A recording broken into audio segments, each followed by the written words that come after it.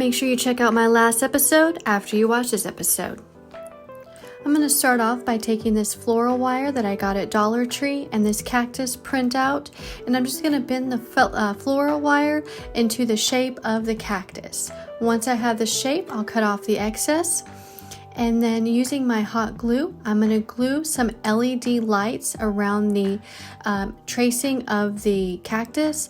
Now I was thinking that these lights were going to be green, but they ended up being purple, which isn't terribly bad. It still looks good. But I'm going to take this shelf liner and I'm going to cut it out in the shape of the cactus as well. And because I couldn't find the color I wanted, I'm going to take this lime sherbet apple barrel paint and just paint the entire thing this green color. Once I have that done, I'm going to carefully hot glue the cactus onto the shelf liner that I cut out, and I'm going to glue that all the way around the entire cactus.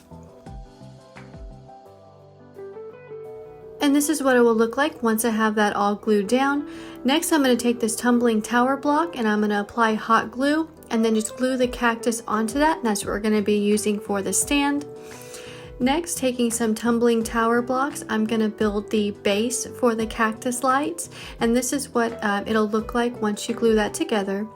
Taking some felt, I'm going to cut out a piece that I'm going to be using for the bottom, that way it doesn't scratch your surfaces, and I'm just going to glue that on and then cut any excess off. Next, taking the tumbling tower block that's glued onto the cactus, I'm going to glue that on the inside of the front of the box and just make sure that the lights will fit in. And taking 2 more tumbling tower blocks, I'm going to glue that on either side of the cactus just to help hold it in place. And then taking some more of that brown felt, which will be the dirt for the cactus, I'm going to cut that and glue that on top and around the cactus.